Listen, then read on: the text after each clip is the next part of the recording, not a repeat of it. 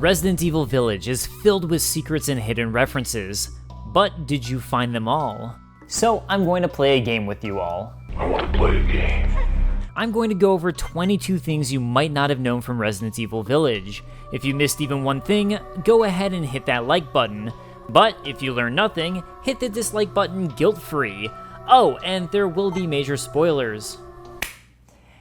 This isn't going to end well for me, is it? I'm going to start with an easy one, because it's fun, and, well, I like it. For those of you who play Resident Evil 4, you might have noticed just how similar the introduction is. You meet a couple of enemies who you have to fight off, when suddenly you're swarmed by an overwhelming number of them just around the time you find the shotgun. But the connections don't stop there. After meeting Resident Evil Village's merchant, the Duke, he might, at one point, drop the following line. What are you buying? Just something an old friend of mine used to say. The friend who he's referencing is, of course, the infamous merchant from Resident Evil 4. What are you buying? Now, for those of you who haven't played Resident Evil 4, why are you still watching this video? Go play RE4. Here, hold on. I have this alphabetical order. It should be pretty easy to find. What? There you go. Go play RE4. It is excellent. George Trevor is the mad genius behind the Resident Evil mansion. If you played the original game and ever wondered who would design such a crazy mansion with secret chambers and crazy keys everywhere, look no further than this man. And in Resident Evil Village, we learn where he might have gotten his inspiration. In the very beginning of the game, you can find a book on the architecture of Eastern European castles written by none other than George Trevor himself. Another notable mention about George Trevor is that his daughter, Lisa, actually appears in the 2002 GameCube remake of the original game, just, you know, slightly affected by the progenitor virus.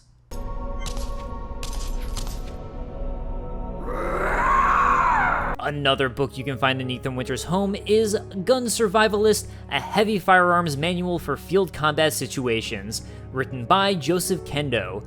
Joseph Kendo being a relative of the gunsmith Robert Kendo, who shows up in the Resident Evil 2 remake and Resident Evil 3. You know how in Resident Evil Village, you have to attack and collect all of the Go figures? Well, Resident Evil 7 did the same thing, but with bobbleheads of the legendary sports figure, Mr. Everywhere. What team is he on? I don't know. But digging further into Ethan's European home, you'll spot yet another bobblehead of the legendary sports figure. I was pretty sure I destroyed all these in RE7, but I guess Ethan secretly snuck one into his massive pockets. Notably, if you bought the deluxe edition, there's also a Mr. Everywhere weapon charm you can equip. As it turns out, Ethan's house is filled to the brim with Easter eggs and hidden references. Another one of these lies within the red wine Mia pours Ethan. While I later attributed this wine to being one of Lady Dimitrescu's wines, as it turns out, the wine is labeled Regina Rose. This is Romanian, and in English it translates to Red Queen. This is particularly significant if you ever watched Paul W.S. Anderson's film, Resident Evil. The Red Queen is the primary AI antagonist of the 2002 film, and the name even appears again in Resident Evil: The Umbrella Chronicles. Speaking of Lady Dimitrescu, as far back as 11 months ago, Redditor Gabriel Mora noted that the Castle Dimitrescu seemed to resemble the real-world location Palace Castle. More recently, Redditor's Smooth Skin Operator showed everyone side-by-sides of the striking similarity to the castle located in Prahova County, Romania. As medieval as the castle looks, construction actually began in 1873 and completed in 1913. This is a little different than the 15th century origins from the winemaking castle of the game, but visually, the inspiration is definitely there. Something you might have noticed from the last 2 points are references to Romania. In the game, we're never told exactly where Ethan and Mia have been relocated outside of somewhere in Europe. It's just finding you in Louisiana, the pregnancy, Chris moving us here, military training, it all happened so fast. Given all the evidence, it seems pretty clear the game takes place in Romania. For starters, the wine I mentioned earlier, Regina Rose, is Romanian, and of course there's the fact that Castle Dimitrescu seems to be inspired by the real-world Palace Castle of Romania. But beyond that, the soup that me and Ethan are eating at the beginning of the game is ciorba de legume, or Romanian sour soup. On top of that, the ever-popular Lady Dimitrescu's last name is actually Romanian in origin, and not pronounced the way it's pronounced in the game. The Lady Dimitrescu. Romanian pronunciation would have this as Dimitrescu. Of course, Lady Dimitrescu is incredibly similar to Vampire in her Appetite for Blood, with Dracula, of course, being from Transylvania, Romania. Going further, the currency of the game is the lei, which is the same currency used in Romania. There's also Elizabeth Bathory, who is a Hungarian noblewoman who owned land in the Kingdom of Hungary, which is now divided by Hungary, Slovakia, and Romania. And how does she fit in?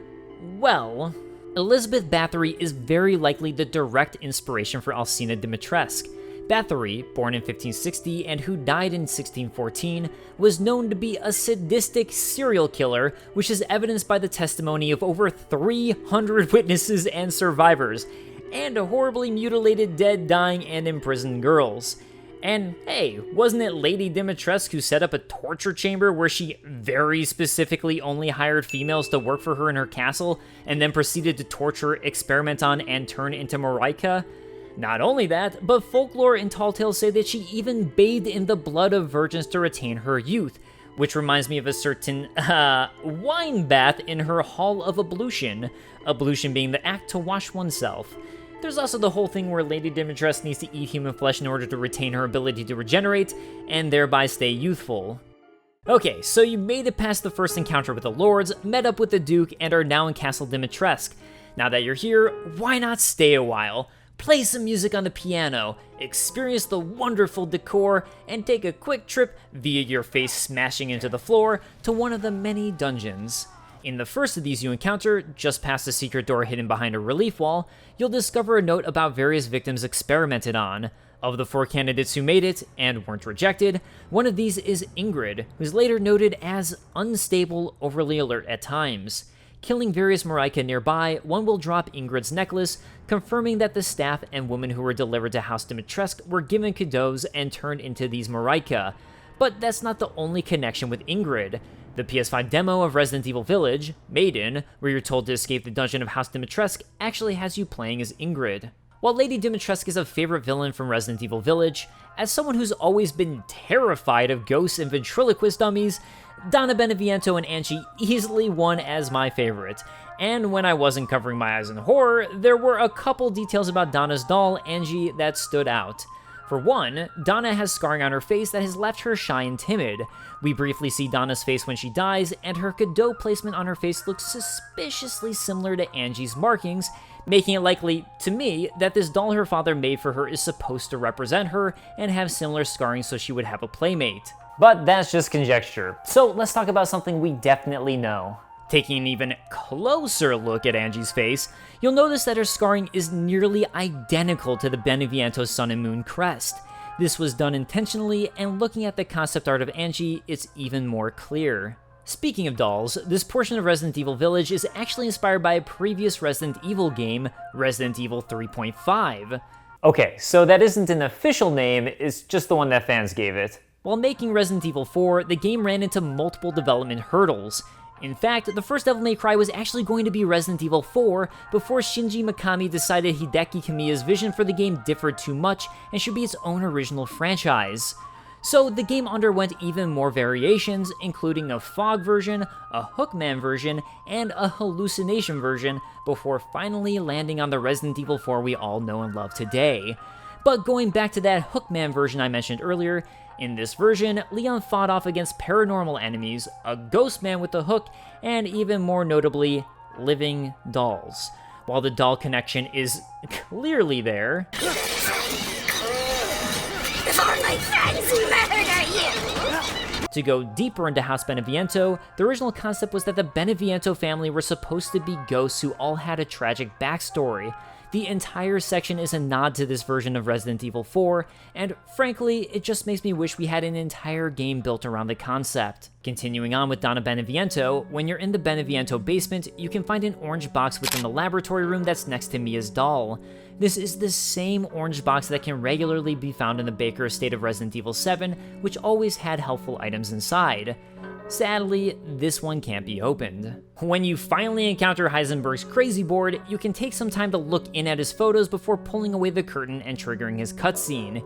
Here, every major lord you've defeated has a giant X along their picture, indicating their demise. You can also spot photos of Mia, Rose, and Chris Redfield. Interestingly, Mia hasn't been X'd out here, and on first playing, I sort of just assumed this was because she wasn't a major lord. But Heisenberg is pretty savvy to what's been going on, even knowing the BSAA are on their way. So it draws the question, does Heisenberg know that Mia's actually still alive? This could actually be our first hint as to that, because it does seem likely she too would have been crossed out. This is another quick reference to a previous Resident Evil game, but a fun one. When fighting against Heisenberg, he says the following in reference to Chris Redfield. That boulder punching asshole! Heisenberg deeming Chris a boulder-punching asshole is a reference to Resident Evil 5, where Chris, he punches a giant boulder into lava. Never stop being ridiculous, Resident Evil. While they are used to purchase weapons and items in Resident Evil Village, Resident Evil 7 had special antique coin collectibles that could be found and used to purchase special items. We can find another antique coin in a cave near the end of Resident Evil Village, paying yet another homage to the 7th main entry into the franchise. As it would turn out, Miranda secretly had a lab where she was conducting experiments using the Kado she created in order to try and revive her daughter back from the dead.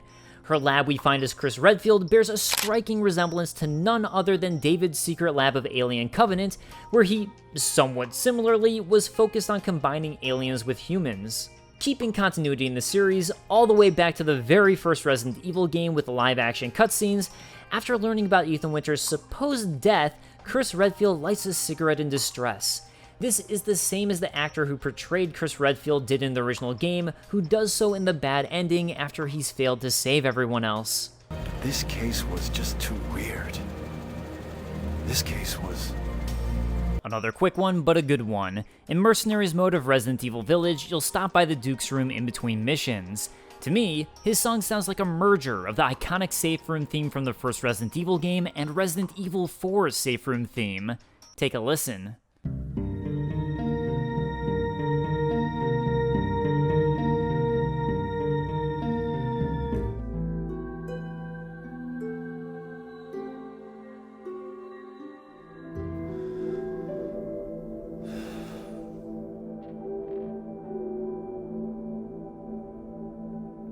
While I wouldn't call this one difficult to spot, some of these are more, oh yeah, that makes sense in retrospect.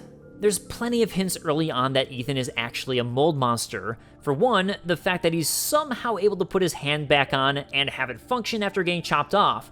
Why every enemy focuses on destroying his hands in this game, I don't know. But at the very least, that scene now makes sense. But there's another couple hints snuck in there early on. The first comes from Lady Dimitrescu trying Ethan's blood. Starting to go a little stale. Excuse me, but my mold blood is the highest of quality. Thank you very much. Not only that, but when speaking to Mother Miranda disguised as the old hag, she'll riddle to Ethan, I almost died up at that castle.